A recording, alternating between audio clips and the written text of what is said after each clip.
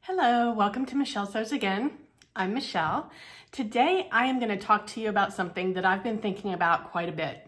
So when I do my reviews and I present my makes, I often tell you that I consider myself an advanced or confident beginner.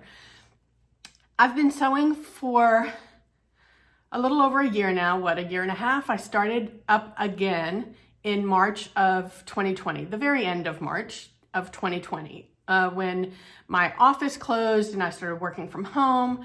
And I had sewn previously, like 25 plus years prior, but I hadn't sewn a long time before I stopped sewing, if that makes sense. So it's been a year and a half, and I've started thinking about the fact that I've started improving some of my skills. I've started like venturing out and working on, trying to figure out fit. And I'm like, what is the actual definition of each level of sewing? So that's what I'm going to try and answer for you today, and tell you whether or not it even matters. So if that sounds interesting to you, then follow along, stay tuned. Okay, so when I started thinking about this and deciding that I wanted to kind of really figure out what my skill level was, I did what we all do when we need an answer. I went to the Google. So the information out there to help you determine your skill level is not overwhelming. A lot of times when you're trying to find an answer on something, Google just comes up with pages and pages of stuff. I really only found a handful of resources to help me figure this out. And every resource that I mentioned today, I'm going to link in the description box below in case you're interested in digging in a little bit further. But I have 3 resources that I'm going to reference today that I thought were interesting. And then at the end, I'm going to give you my assessment. All right, so the first resource that I found was onceuponasewingmachine.com. And they have, a whole blog post written about skill level.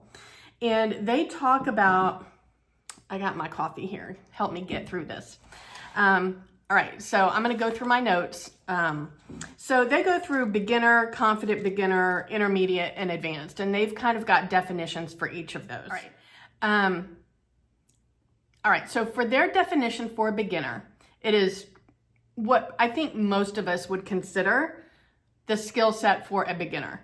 It's following simple instructions, you can read a pattern, you understand what type of fabric is needed for a specific pattern, you can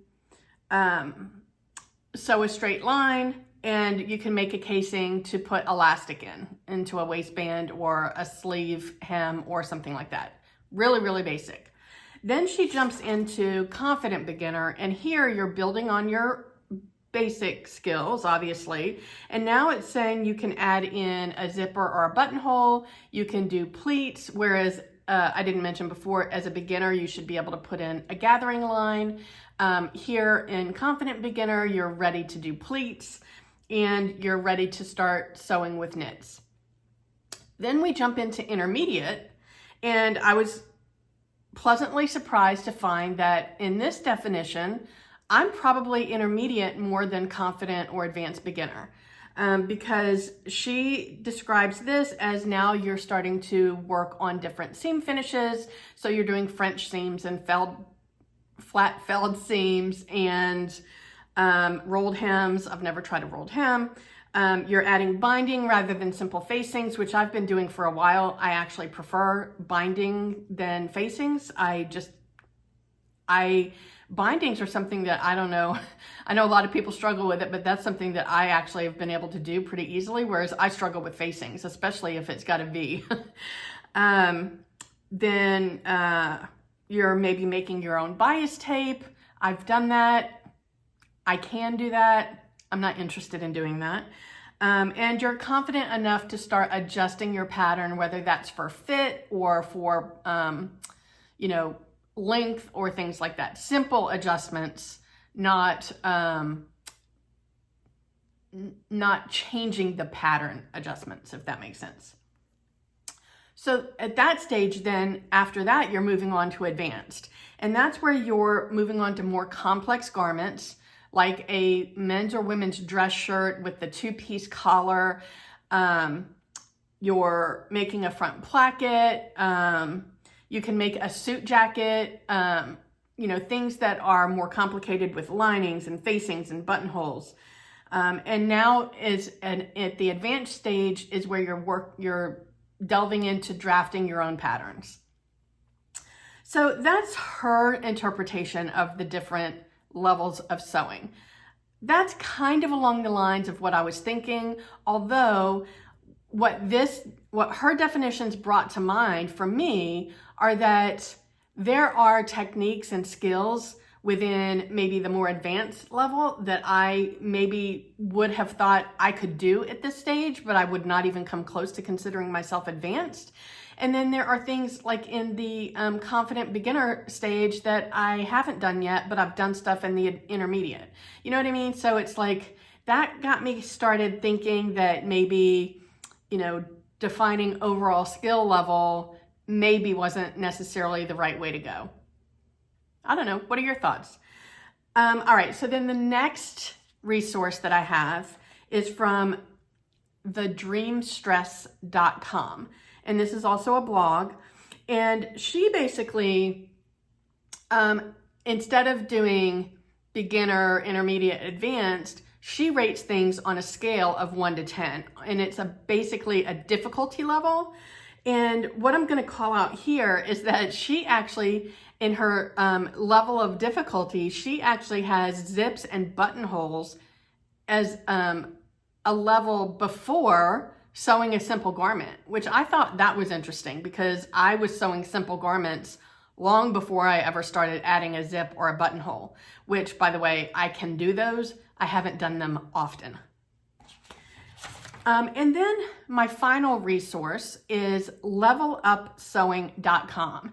And this is the one that really resonated with me because in this blog post, they go on to say that it's not necessarily about defining your overall skill level. It's really about the individual skills and techniques and which ones you've tried and mastered and which ones you haven't. And that was actually when I was going, as I mentioned, when I was going through like the definitions from the first resource about your overall skill level, that's what made it like stand out to me that, yeah, I've done like a two-piece collar that the first resource said was part of your advanced skill.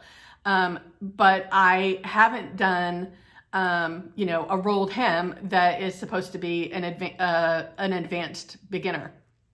So what this blog post says is it comes down to the individual techniques and skills. And basically what her recommendation was is that you create a list of all the skill sets or techniques that you have not either tried or mastered. So for example, for me, I have tried zips and I've tried buttonholes. I have not mastered them. I've not done them often. I have not tried a rolled hem. I have not lined a garment. So I need to go through and figure out what skills or techniques I need to practice. And practicing doesn't mean you need to make a whole garment. You can practice individual techniques with scrap fabric. And that's what I think I'm gonna do. I'm gonna make a list of skills that are in patterns that I have looked at and dismissed because I thought they were outside of my skill set.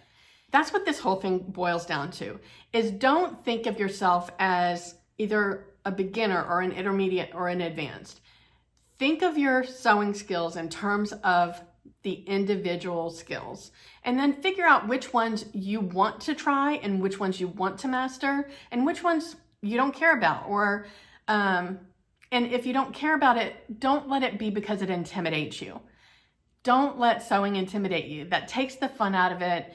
You really should push yourself to try these skills and then you will gain confidence and you can make anything that you want. And that's the beauty of sewing.